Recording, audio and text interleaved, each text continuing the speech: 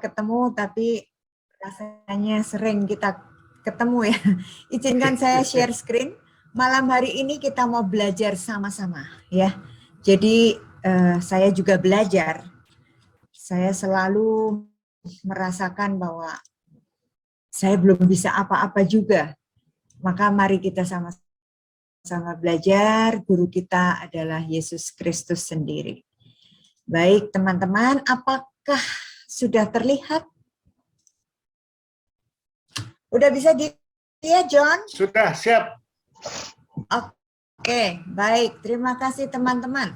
Ya, hari ini kita mau sama-sama belajar tentang pengampunan. Ya, karena itu doa yang utama menurut saya. Ya, kita tuh doa itu nggak usah bertele-tele, nggak usah minta yang macem-macem, karena Tuhan itu tahu apa yang kita butuhkan, ya kan? Tapi yang paling penting dan yang wajib kita minta terus-menerus adalah ini. Tuhan, ampunilah kami orang berdosa ini. Atau Tuhan, kasihanilah kami. Ya, tema ini memang saya pilih untuk masuk ke dalam menghantar kita, menemani kita menjalani masa prapaskah, ya teman-teman. Sejak minggu lalu kita sudah diberi abu sebagai tanda kita masuk ke dalam minggu masa prapaskah. Kita mau lihat dari Injil Matius bab 18. Dan ini sering kali kita dengar, ya. Bro Joni boleh minta tolong dibacakan? Suaranya Matius belum? 18. Kemudian datanglah Petrus dan berkata kepada Yesus, Tuhan, sampai berapa kali aku harus mengampuni saudaraku jika ia berbuat dosa terhadap aku? Sampai 7 kali?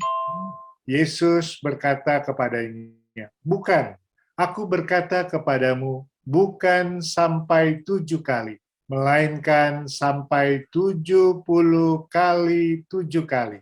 Iya, terima kasih. Jadi artinya apa di situ? Tidak terbatas. Mengampuni tanpa batas. Ya. Nah, lalu Yesus juga berkata, bukankah engkau pun harus mengasihani kawanmu seperti aku telah mengasihani engkau? Ya. Nah, kita juga belajar diajarkan oleh Yesus tentang doa Bapa kami, ya kan? Doa Bapa kami kan Yesus sendiri yang mengajarkan kepada kita, ya kan? Doa Bapa kami itu juga diajarkan, ampunilah kami seperti kami pun mengampuni yang bersalah kepada kami.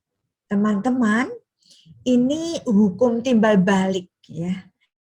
Kalau kita tidak mau mengampuni orang lain, berarti kita juga tidak akan diampuni oleh Tuhan, ya. Nah, maka mari kita berangkat dari ini, masukkan dulu ke dalam pikiran kita bahwa tentang pengampunan kita minta ampun kepada Tuhan, tapi Tuhan juga mengatakan kamu juga harus mengampuni orang-orang yang bersalah kepada kamu. Nah, maka mari kita lihat itu tadi dari Injil, ya. Sekarang kita mau melihat dari buku catatan harian Santa Faustina. Apa yang Faustina tulis di sini? Ya, baik. BHF nomor 301. Silahkan, Mbak Rosi atau Bro Joni, silahkan. Baik, BHF 301. Maklumkanlah bahwa kerahiman adalah sifat Allah yang paling tinggi. Kerahimanlah mahkota segala karya tanganku. Pengampunan dosa merupakan rahmat terbesar dari Allah yang Maha Rahim. Baik, terima kasih. Teman-teman, pengampunan dosa, kita mohon ampun kepada Tuhan. Itu artinya kita mohon kerahiman Allah. Nah, kalau kita mengerti tentang kerahiman, Allah yang Maha Rahim, itu artinya Allah yang selalu bersedia mengampuni, memberikan rahmat pengampunan. Nah, sebenarnya kalau kita renungkan baik-baik, manusia itu kebutuhan yang paling pokok, yang paling utama, kebutuhan manusia adalah mohon kerahiman Allah. Karena hanya satu-satunya cara untuk kita bisa sampai kepada Tuhan, kita bisa pulang sampai ke rumah Bapa, nantinya itu hanya karena kerahiman Allah. Nah, maka kita harus bersyukur bahwa kita para devosan kerahiman ilahi, ya, yang lebih dituntut mengerti arti kerahiman Allah, ya.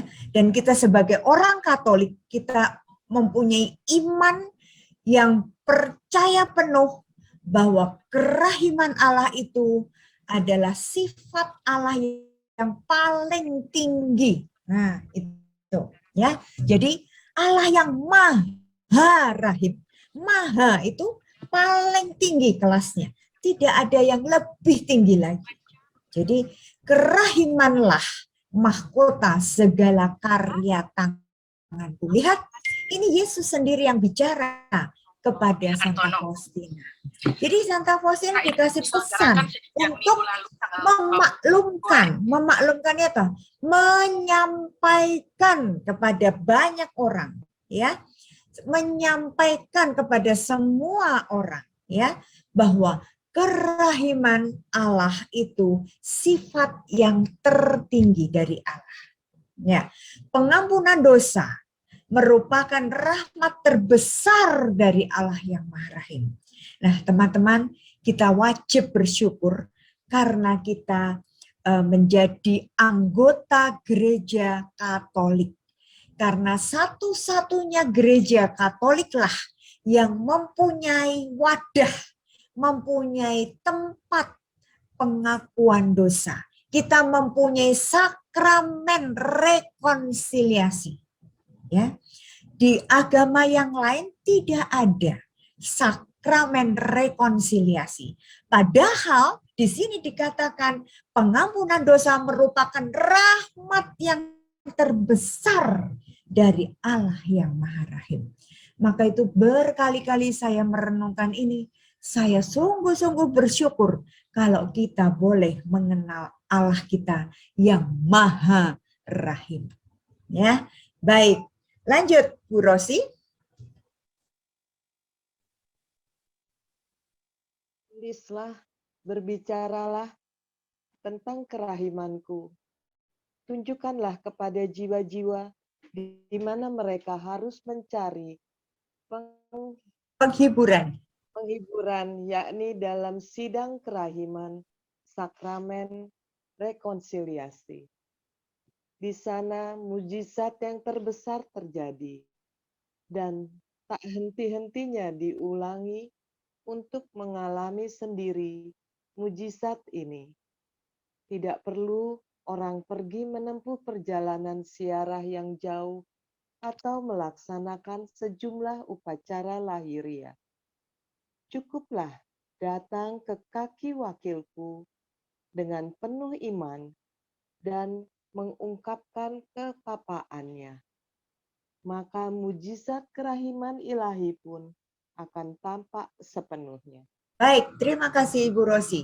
Lagi-lagi Yesus pesan kepada Faustina, tulislah, ya. Jadi buku harian Santa Faustina ini semua yang tertulis di situ atas perintah Yesus, bukan karena maunya sendiri Faustina menulis, tapi Yesus sendiri yang menyuruh. Tulislah. Nah, harusnya kita juga bersyukur ya, karena rahasia kerahiman ilahi ini tertulis secara rinci di dalam buku harian Santa Faustina ini. Maka lihat pesannya, lagi-lagi Yesus menekankan, bicaralah tentang kerahimanku. Kalau tadi maklumkanlah, ya. Santa Faustina diberi tugas untuk terus-menerus menyampaikan, mendengungkan tentang kerahiman Allah. untuk selalu berbicara tentang kerahiman Allah. Karena tadi kita tahu bahwa kerahiman Allah itu sifat yang paling tinggi. Bahkan Yesus sendiri mengatakan itu adalah mahkota. Ya, nah, mahkota dari segala karya Allah. Nah, tunjukkanlah kepada jiwa-jiwa termasuk kita, ya, di mana mereka mencari penghiburan. Teman-teman, kalau kita membayangkan dosa kita yang begitu banyak, kita pasti stres, ya kan? Kita pasti bingung. Aduh, dosaku begitu banyak. Apa iya nanti bisa masuk ke surga? Apakah saya layak bisa bersatu dengan Bapa? Ya. Nah, di sini hebatnya. Santa Faustina diberi pesan, tunjukkanlah kepada jiwa-jiwa di mana mereka mencari penghiburan, yakni dalam sidang kerahiman atau sakramen rekonsiliasi. Teman-teman, kita orang Katolik punya 7 sakramen, ya. Dan menurut saya ini sakramen satu-satunya, sakramen rekonsiliasi ini merupakan sakramen yang luar biasa. Bahkan di sini dikatakan di dalam sakramen rekonsiliasi itu ada atau terjadi mujizat yang besar. Ya, di sana dikatakan mujizat yang terbesar terjadi dan tidak henti-hentinya diulangi. Artinya apa? Bahwa setiap saat, kapan saja kita masuk ke dalam ruang pengakuan dosa, kita masuk mengikuti sakramen rekonsiliasi, ya, kita berhadapan dengan Yesus sendiri, ya, Yesus yang bersembunyi di belakang imam, ya, dan di situ pada saat kita mengungkapkan dosa-dosa kita, ya, disitulah Allah memberikan mujizat yang sangat besar. Mujizatnya apa? Dosamu sudah kuampuni. Wes, bablas itu dosa kita. Semuanya hilang. Dan begitu kita keluar dari ruang pengakuan dosa, itu luar biasa. Kita menjadi putih seperti salju. Walaupun pada saat kita masuk, merah seperti kermisi. Nah, apa artinya di sini? Ini kan berarti betul-betul luar biasa mujizat. Ya kan? Hati kita yang penuh dengan dosa, yang digambarkan merah seperti kermisi, ya. Lalu kita masuk ke dalam sakramen rekonsiliasi atau pengampunan dosa, dan di situ ada imam yang dipakai oleh Yesus. Yesus itu pinjem mulutnya imam, pinjem kepalanya imam, pinjem tangannya imam untuk mengatakan dosamu sudah kuampuni. Wah, disitulah teman-teman terjadi mujizat yang sangat besar. Dan mujizat itu tidak hanya sekali. Mujizat itu terus-menerus sepanjang kita mau selalu datang kepada Tuhan. Ini istimewa, ini luar biasa.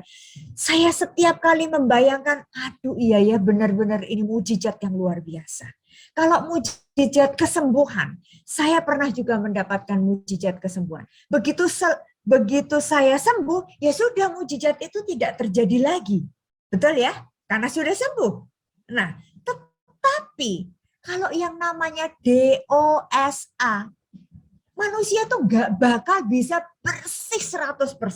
Walaupun tadi kita masuk dengan suasana merah seperti buah kermisi, dan kita keluar putih seperti salju, ya toh?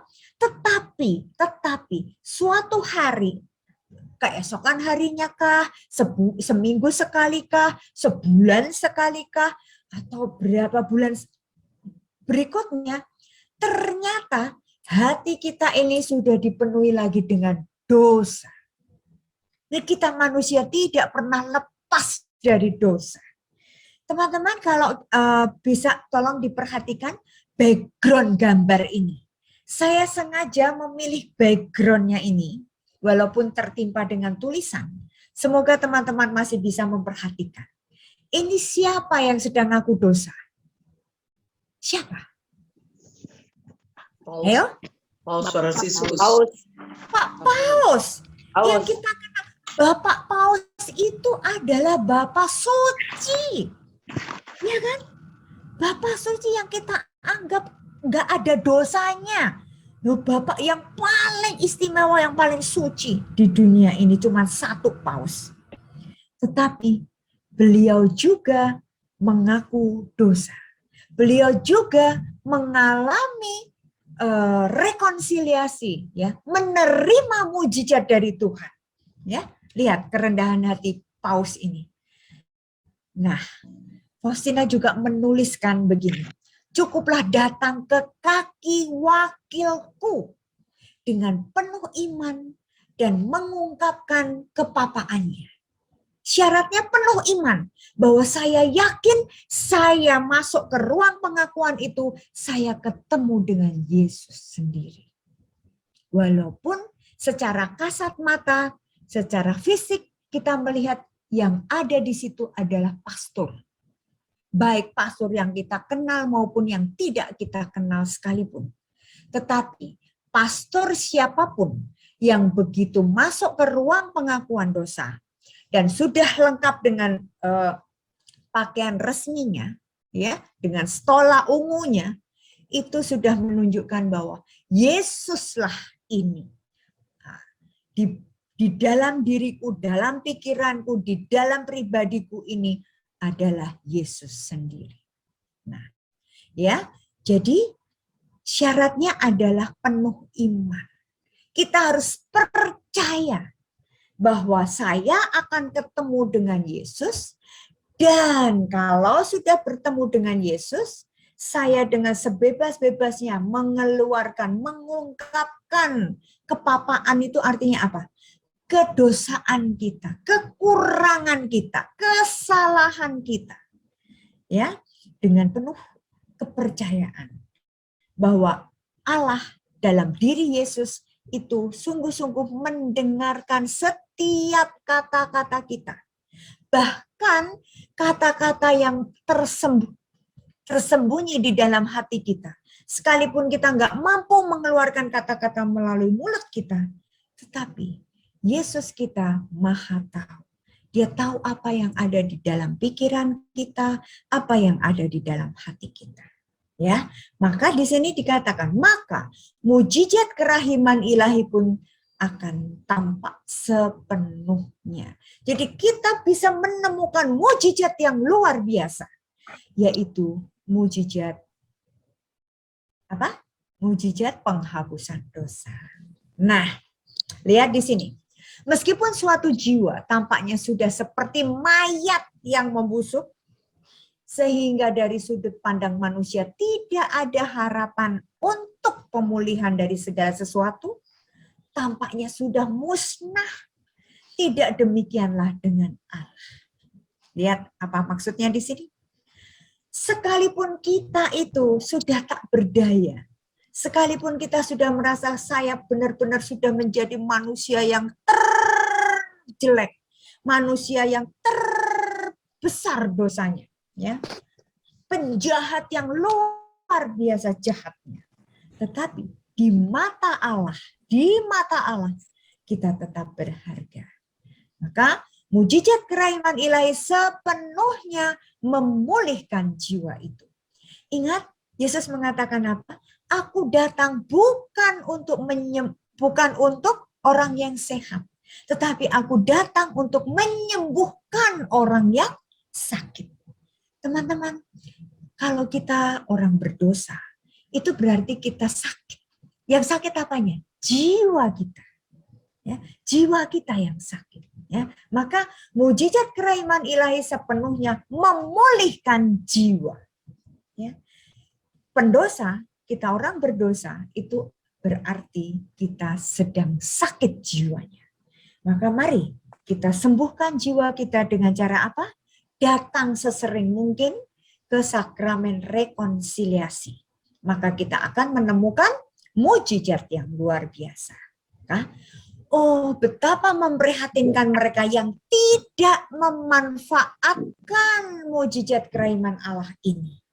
Lihat ya, betapa memprihatinkan, kata Yesus. Kenapa? Karena sudah dikasih kesempatan, ruang pengakuan dosa selalu terbuka, tapi ada juga orang yang sebodoh teing, bodoh amat. Emang gue pikirin, gue begini aja orang juga nggak tahu kok kalau aku dosa. Aku kan aktivis gereja, ya kan? Orang juga nggak tahu, Romo aja nggak tahu kalau saya banyak dosanya, ya kan? Nah, tetapi kalian akan berteriak dengan sia-sia. Nanti kalau saatnya pulang, saatnya penghakiman, kita akan diadili oleh Allah sebelum kita masuk, ditentukan masuk neraka atau masuk surga. Nah, kita teriak-teriak, Tuhan, ampunilah aku orang berdosa ini, Tuhan, ampunilah aku, Tuhan, ampunilah aku. Sudah sampai teriak-teriak kayak gitu, Yesus mengatakan apa? Kamu akan sia-sia. Yesus mengatakan apa? Semua itu sudah terlambat. Ya, maka benar kan nyanyi, terlambat sudah. Nah, ya kan?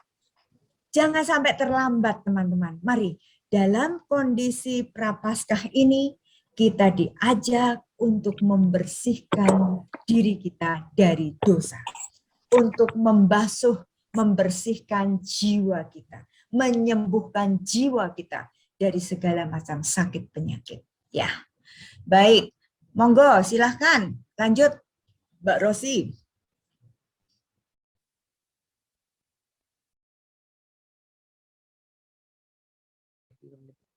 Pada suatu kesempatan, Yesus memberitahukan kepadaku bahwa ketika aku berdoa untuk wujud-wujud yang dipercayakan orang kepadaku. Suaranya Kak, kurang dengar. Kurang.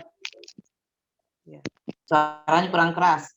Pada Ya. suatu kesempatan, Yesus memberitahukan kepadaku bahwa ketika aku berdoa untuk wujud-wujud yang dipercayakan orang kepadaku, Ia selalu siap memberikan rahmat-Nya, tetapi jiwa-jiwa tidak selalu mau menerimanya. Hatiku meluap-luap, mengalirkan kerahiman yang melimpah kepada jiwa-jiwa, teristimewa kepada jiwa-jiwa orang-orang berdosa yang malang. Kalau saja mereka memahami bahwa aku adalah Bapa yang paling baik bagi mereka, dan bahwa bagi mereka darah serta air mengalir dari hatiku seperti dari mata air jernih yang meluapkan kerahiman. Bagi mereka, aku tinggal di dalam tabernakel sebagai Raja Kerahiman. Baik, terima kasih. Nah, baik teman-teman, lihat di sini ya. Ternyata banyak jiwa yang tidak mau menerima rahmat ini. Mari kita renungkan, apakah termasuk kita? Apakah seringkali kita juga menunda? Udah saatnya pengakuan dosa, enggak males kalau sama Romo itu, malu enggak usah deh, tahun ini enggak usah deh, orang dosaku sedikit kok. Nah, itu disitulah pada seperti yang ditulis ini, jiwa-jiwa tidak selalu mau menerima rahmat yang Tuhan siapkan. Maka Yesus mengatakan, hatiku meluap-luap, lihat. Itu menunjukkan kerinduan Allah untuk selalu mau memberikan kerahiman bagi jiwa-jiwa yang berdosa. Ya, kerahiman Allah itu selalu mau dicurahkan untuk orang-orang yang berdosa. Terutama orang-orang yang berdosa yang malang. Artinya apa? Pendosa yang malang adalah orang yang tahu, sadar bahwa dia adalah berdosa dengan perbuatannya yang tidak berkenan di hadirat Tuhan. Tetapi dia mencintai dosanya. Tahu ya maksudnya? Contoh, udah tahu kalau korupsi itu dosa. Tapi dia sadar, tapi dia tidak bisa melepaskan kebiasaan korupsinya itu. Ya kan? Maka itulah yang disebut dengan orang berdosa yang malang. Ya. Jadi orang pendosa yang malang itu bukan orang-orang yang ada di kota Malang di Jawa Timur sana yang berdosa, tapi orang yang dengan sengaja tidak mau memperbaiki hidupnya, gitu ya. Nah, kalau saja mereka memahami bahwa aku adalah Bapa yang paling baik bagi mereka, dan bagi mereka lah darah serta air mengalir dari hatiku, seperti dari mata air jernih yang meluapkan kerahiman. Teman-teman, para devosan kerahiman ilahi, kita selalu diajak untuk memandang darah dan air yang keluar dari hati Yesus. Ya kan? Nih lihat gambarnya. Darah dan air. Nah, Yesus mencurahkan, memberikan, mengorbankan darah dan air itu untuk apa? Untuk kita semuanya. Ya, digambarkan di sini darah dan air yang tercurah dari hati Yesus itu seperti mata air jernih. Artinya mata air itu sumbernya air yang tidak pernah kehabisan. Mata air itu terus-menerus ada, terus-menerus mengalir. Tidak pernah berhenti. Lihat, luar biasa ya. Dan Yesus mengatakan, aku tinggal di dalam tabernakel sebagai Raja Kerahiman. Maka teman-teman, setiap kali kita masuk ke gereja, kita fokuskan kepada tabernakel dan ingat bahwa Yesus ada di sana, Yesus sebagai Raja Kerahiman. Ya, lihat, Yesus mengatakan, aku ingin melimpahkan rahmatku kepada jiwa-jiwa, tetapi mereka tidak mau menerimanya. Duh, kasihan banget kan ya. Yesus sudah memberi dengan cuma-cuma. Yesus sudah meluapkan semuanya dengan cintanya. Ya, tapi manusia seringkali menolaknya. Mari kita introspeksi diri. Apakah kita termasuk jiwa yang tidak mau menerima rahmat pertobatan? Ya, buat refleksi sepanjang masa Prapaskah. Lalu Yesus mengatakan kepada Santa Faustina, putriku, sekurang-kurangnya engkau datanglah kepadaku sesering mungkin dan ambillah rahmat-rahmat yang mereka tolak. Lihat, Yesus mengajarkan kepada Santa Faustina untuk terus menimba, mengambil rahmat-rahmat yang ditolak oleh banyak orang. Ya, orang lain nggak mau, nggak apa-apa. Tapi setidaknya, sekurang-kurangnya, Yesus mengatakan kepada Santa Faustina, kamu aja deh yang ngambil rahmat itu. Ya. Nah, dengan cara ini engkau akan menghibur hatiku. Ya. Yesus itu paling senang kalau rahmat kerahiman itu diambil oleh banyak orang. Ya.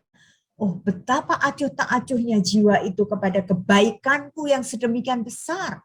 Kepada begitu banyak bukti cintaku. Ya, yang diminum hatiku hanyalah sikap yang tidak tahu terima kasih dan sikap tidak mau tahu dari jiwa-jiwa yang hidup di dunia. Aduh, kasihan ya. Kasihan Yesus kan?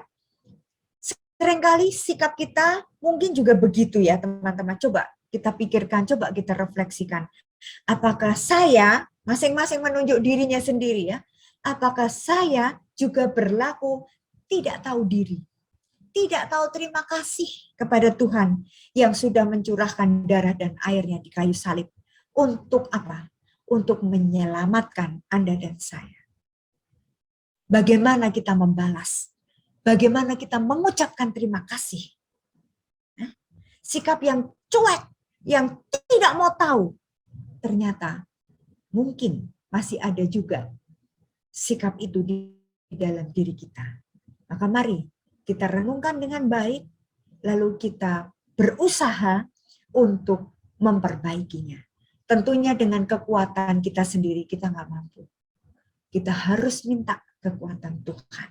Maka itu, Yesus, Engkaulah andalanku. Kita mengandalkan Tuhan, kita bersama dengan Tuhan, maka kita dimampukan. Ya, lihat. Baik, ini masih ada, coba silahkan. Siapa yang mau membaca?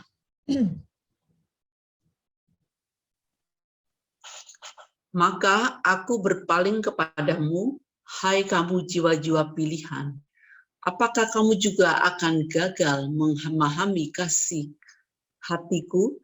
Di sini pun hatiku telah dikecewakan. Aku tidak menemukan orang yang menyerahkan diri sepenuhnya kepada kasihku. Begitu banyak syarat, begitu banyak ketidakpercayaan, begitu banyak kekhawatiran. Untuk menghiburmu, biarlah aku katakan kepadamu bahwa ada jiwa-jiwa yang hidup di dunia ini yang mengasihi aku dengan mesra. Aku bersemayam dalam hati mereka dengan penuh sukacita, tetapi jumlah mereka tidak banyak. Baik, terima kasih Ibu. Lihat teman-teman, ya, jiwa-jiwa pilihan. Apakah Anda dan saya, kita semua merasa bahwa kita juga merupakan jiwa pilihan? Ya, Yesus mengatakan apa? Bukan kamu yang memilih aku, tapi aku yang memilih kamu. Berarti kita termasuk jiwa-jiwa pilihan. Maka, hai, kamu jiwa-jiwa pilihan, apakah kamu juga akan gagal paham akan kasih hatiku? Di sini pun hatiku telah dikecewakan. Jadi ternyata banyak juga jiwa-jiwa pilihan yang mengecewakan Tuhan Yesus. Nah, hati-hati ya, kita sebagai jiwa-jiwa pilihan, jangan sampai kita mengecewakan Tuhan. Kita seringkali dengan enteng menyanyikan, Tuhanku mau menyenangkanmu. Nah, menyenangkan Tuhan atau kita seringkali mengecewakan Tuhan? Ayo, nanti kita refleksi ya. Kita coba apakah saya sungguh-sungguh menyenangkan hati Tuhan selama ini? Atau ternyata saya masih seringkali menyakiti hati Tuhan? Ya. Lalu Yesus mengatakan, aku tidak menemukan orang yang menyerahkan diri sepenuhnya kepada kasihku. Padahal kita lihat teman-teman, hukum yang terutama dan utama, ya toh, di dalam Injil, Yesus mengatakan apa? Kasihilah Tuhan Allahmu dengan segenap hatimu, segenap akal budimu. Nah, segenap itu artinya sepenuhnya. Tetapi Yesus mengatakan, aku tidak menemukan orang yang sepenuhnya mencintai aku. Maka ternyata kita, teman-teman, kita juga belum sepenuhnya mencintai Tuhan. Ya, mungkin baru 1/10, 1/20, 50% aja udah sangat amat bagus. Ya, ini buat refleksi buat kita. Benar Tuhan, aku masih belum bisa mencintaimu dengan sepenuh hati. Ya, karena apa? Kenapa kita nggak bisa menyerahkan diri sepenuhnya? Karena kita masih begitu banyak persyaratan. Tuhan, aku mau mencintaimu, tapi ada tapinya nih. Kalau saya dapat pekerjaan dengan gaji yang bagus, Tuhan, aku benar janji mau melayani Engkau, Tuhan. Kalau saya disembuhkan, kalau banyak sekali syaratnya. Ya kan? Nah, seringkali kita juga tidak percaya dengan sepenuhnya. Kalau kita sedang menghadapi masalah, ya masalah. Benar nggak sih Tuhan itu mau menolong saya? Ingat di dalam Injil aja, Yesus mengatakan kan, kalau engkau dapat, nah, Tuhan kalau engkau dapat sembuhkanlah anakku. Kata Yesus, apa? Apa lu kata? Apa katamu? Kalau engkau dapat, berarti nggak percaya kalau Yesus selalu bisa. Yesus itu serba bisa.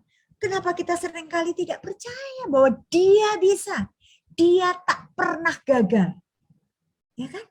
Yesus kita itu Yesus yang luar biasa. Yesus yang tidak pernah gagal.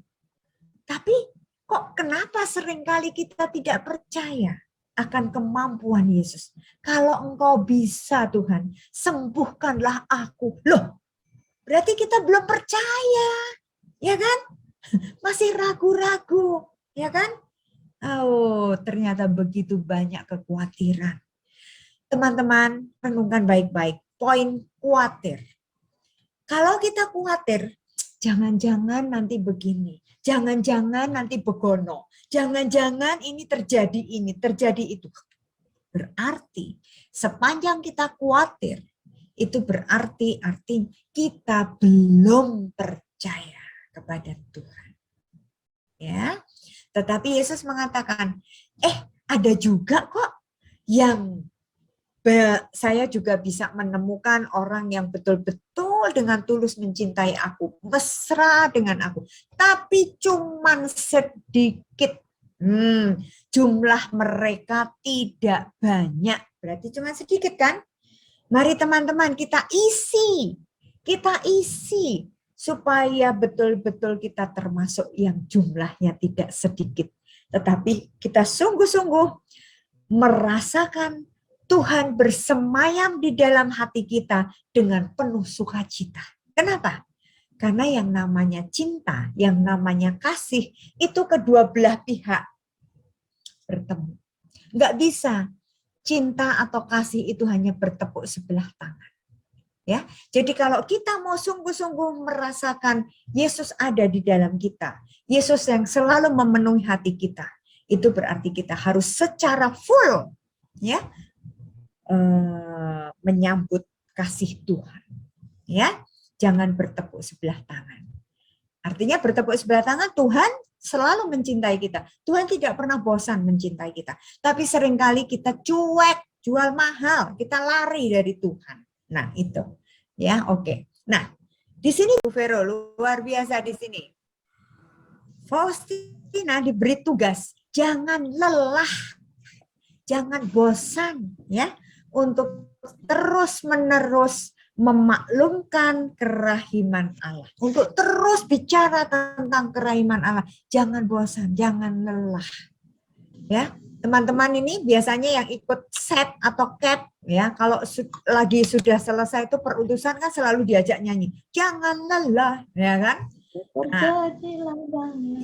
Bekerja di ladangnya Tuhan. Jangan lelah untuk terus-menerus para devosan kerahiman ilahi, untuk terus memaklumkan kerahiman Allah. Dengan cara ini, engkau menyegarkan hatiku yang bernyala-nyala dengan api belas kasih kepada orang berdosa. Nah, jadi ini juga tugas kita semua. Untuk apa? Jangan lelah, terus-menerus membawa para pendosa mengenal Yesus Sang Raja Kerahiman Ilahi. Ya.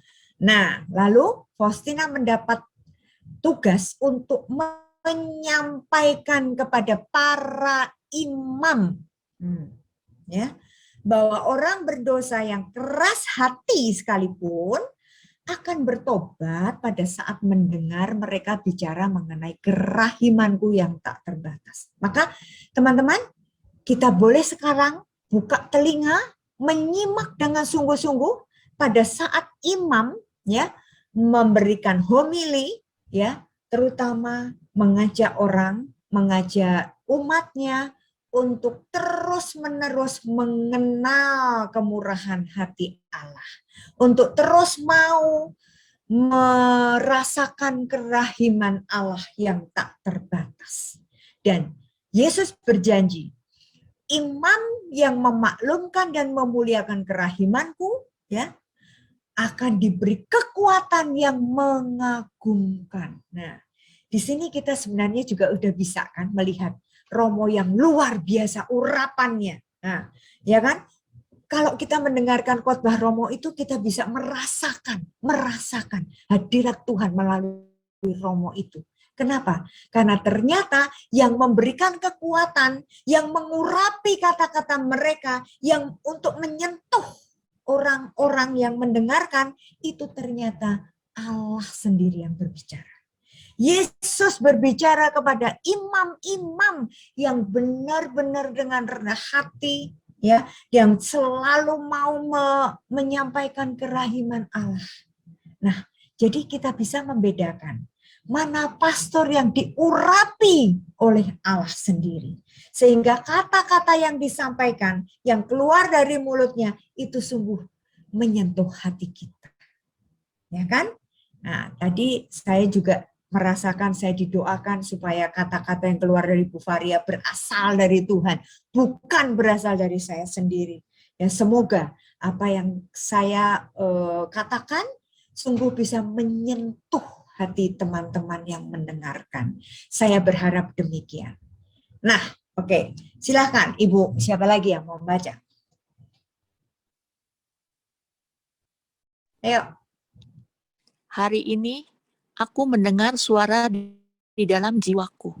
Oh, seandainya para pendosa mengenal kerahimanku, pastilah mereka tidak akan binasa dalam jumlah yang begitu banyak. Katakanlah kepada jiwa-jiwa yang berdosa, supaya jangan takut menghampiri aku.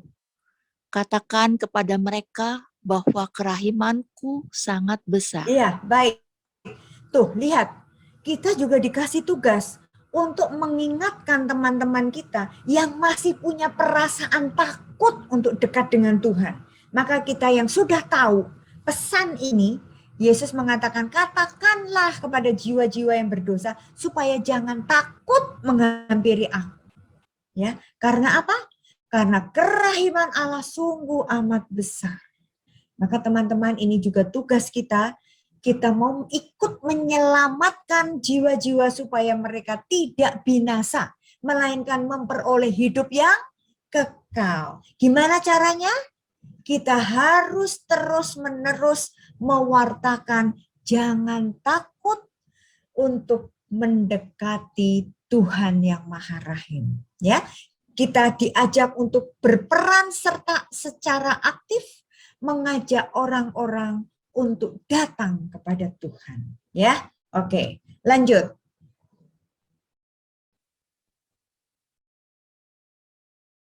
Ya.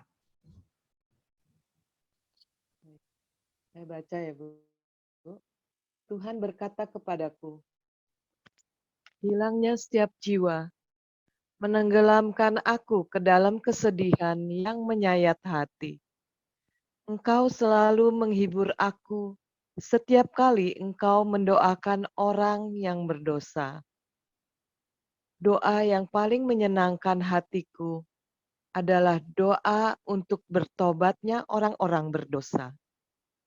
Ketahuilah, putriku, bahwa doa semacam ini selalu didengarkan dan dijawab. Baik, ini luar biasa teman-teman. Kita mulai malam hari ini, jangan bosan untuk mendoakan orang-orang yang berdosa.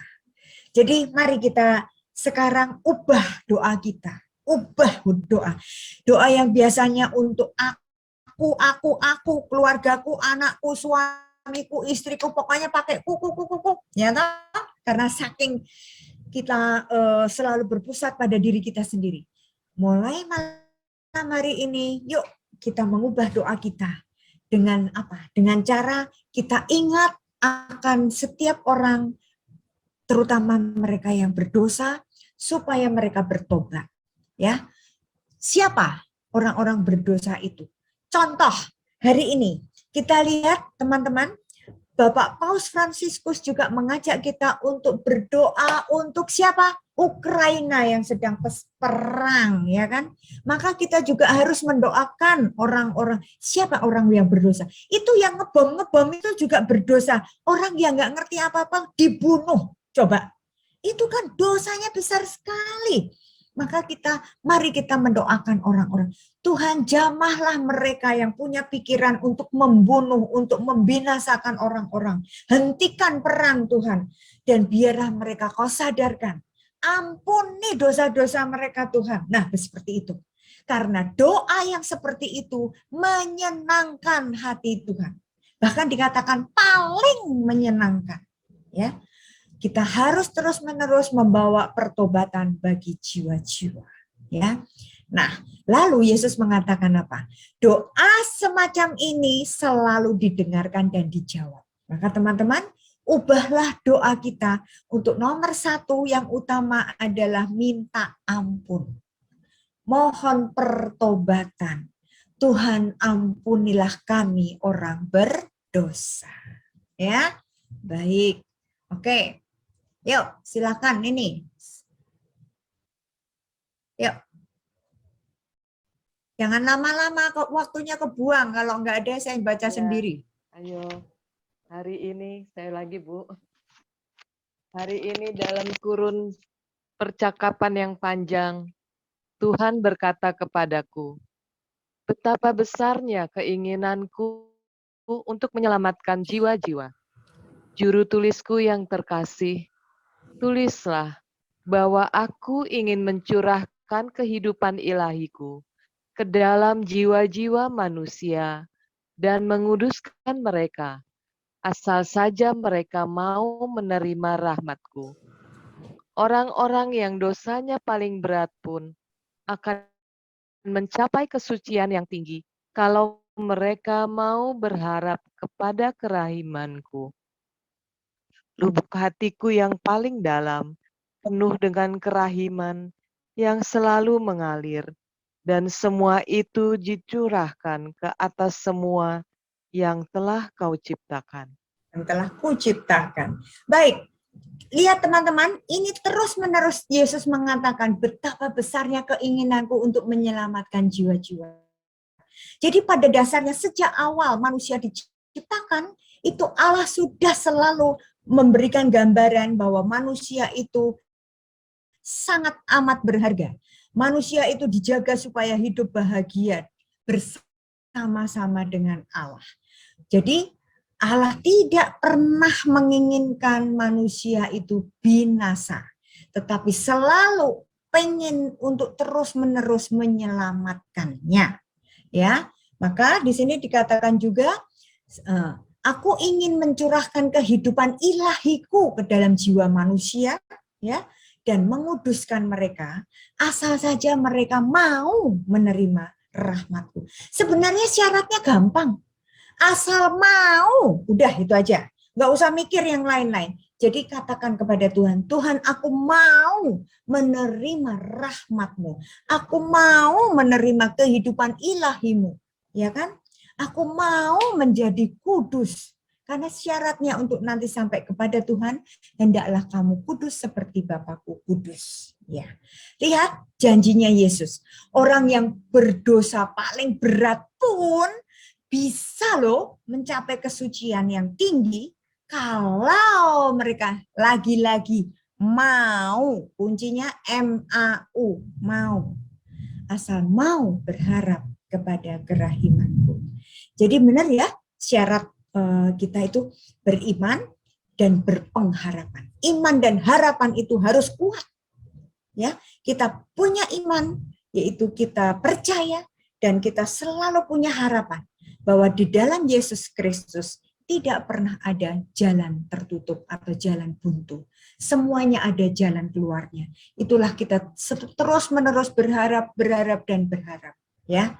Nah, lalu Yesus mengatakan, kesukaanku adalah bekerja dalam jiwa manusia, memenuhinya dengan kerahimanku dan menyelamatkannya. Lagi-lagi, ya. Poinnya adalah Yesus yang selalu punya kerinduan untuk mencurahkan kerahimannya bagi setiap jiwa. Kerajaanku di bumi adalah kehidupanku dalam jiwa manusia. Teman-teman, lihat, perhatikan di sini. Kita doa Bapa kami, jadilah, datanglah kerajaanmu, jadilah kehendakmu. Kita minta, datanglah kerajaanmu. Yesus mengatakan, kerajaanku tuh sudah ada. Di mana? Ada di dalam jiwa manusia. Sepanjang kita masih hidup, disitulah kerajaan Allah ada. Nah, ini yang perlu kita sadari. Ya, Lalu Yesus mengatakan, aku sendiri adalah penuntun rohani bagi jiwa-jiwa. Lihat teman-teman, aku sendiri adalah penuntun rohani. Jadi jangan cari siapa-siapa. Enggak usah cari suhu siapa-siapa. Carilah Yesus. Karena Yesus sendiri adalah penuntun. Dia adalah guru kita satu-satunya. Jadi jangan cari varia, tapi cari Yesus. Karena Yesus mengatakan Yesus sendiri yang menuntun rohani kita. Ya, aku menuntun mereka secara tidak langsung. Ya, bisa melalui imam. Tadi saya sudah mengatakan kenapa imam? Karena imam itu mempelai Kristus. Ya, tapi imam itu diberi pengertian, diberi ilham, diberi rahmat, bahkan kata-katanya juga berasal dari Tuhan sendiri. Ya, dan setiap orang, lihat, setiap orang, artinya apa? Yesus tidak pernah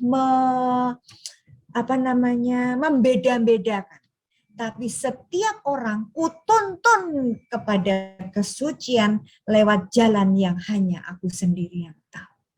Teman-teman, kalau kita mau benar-benar mempunyai hati yang suci, ya, kita harus mau angkat tangan kepada Tuhan. Tuhan, tuntunlah aku. Nah, peganglah tanganku, tuntun aku.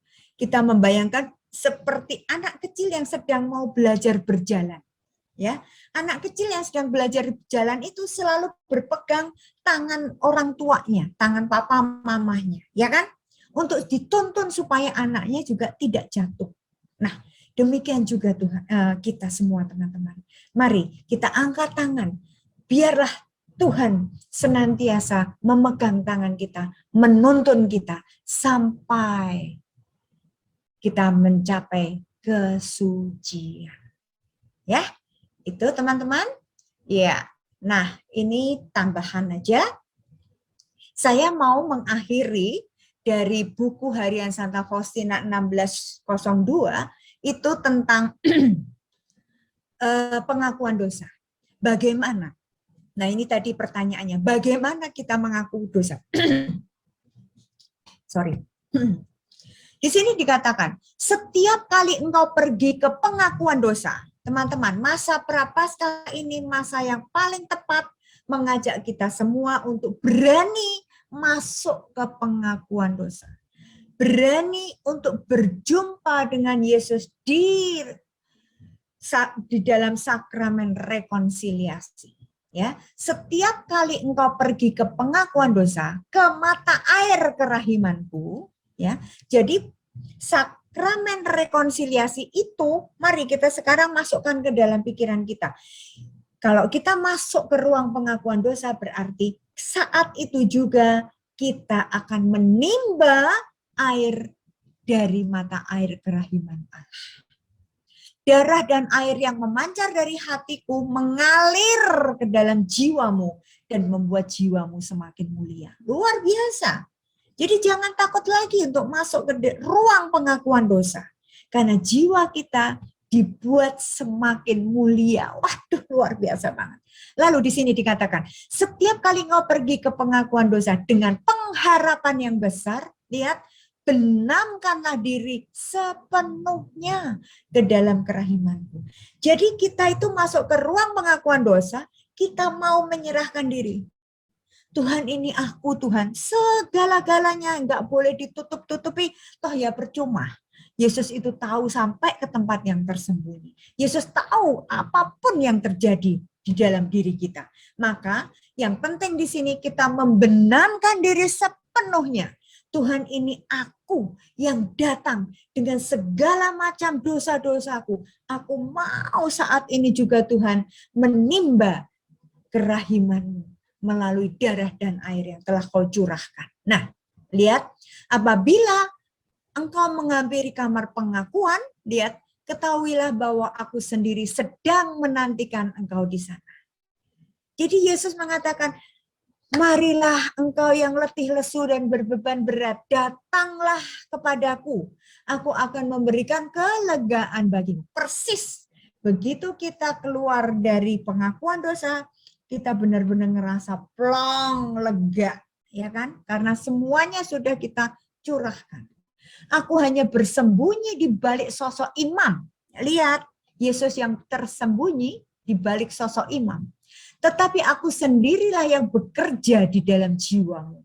Di sini jiwa yang papa bertemu dengan Allah yang Maha Rahim. Lihat ya. Jadi jangan melihat romonya, jangan kita melihat, aduh, kok romonya itu ya, aku tuh malu loh, aku kenal sama romo itu, nanti romonya ngomong-ngomong ke orang lain lagi, Ibu Faria ngaku dosa loh, gini terus. Nggak bakalan, karena romo itu juga diberi kuasa yang luar biasa untuk mengampuni, tapi sesudah pengampunan itu, apa yang tadi dengar oleh Romo tiba-tiba menjadi blank. Romonya juga lupa. Nah, itu ya. Kenapa lupa? Karena tadi Yesus yang sembunyi di balik Romo. Ya. Katakan kepada jiwa-jiwa bahwa dari mata air kerahiman ini jiwa-jiwa hanya dapat menimba rahmat dengan bejana pengharapan. Jadi syaratnya kita masuk ke ruang pengakuan dosa dengan membawa pengharapan. Pengharapannya adalah saya pasti diterima Tuhan, dosaku yang seberapa besar sekalipun Tuhan tidak pernah memperhitungkan. Ya, Tuhan tidak pernah menolak ya. Nah, kalau pengharapan mereka besar, maka kemurahan hatiku tidak ada batasnya. Semakin besar pengharapan kita, juga semakin besar juga rahmat yang Tuhan berikan kepada kita. Ya, baik itu teman-teman, nanti dibaca sendiri di rumah pelan-pelan, karena saya dari tadi lihat waktunya sudah habis. Oke, terima kasih. Yesus, Engkau andalanku. Saya stop screen. Saya kembalikan ke Bro Joni. Terima kasih Joni. Sorry ya, agak lewat waktunya. Oke.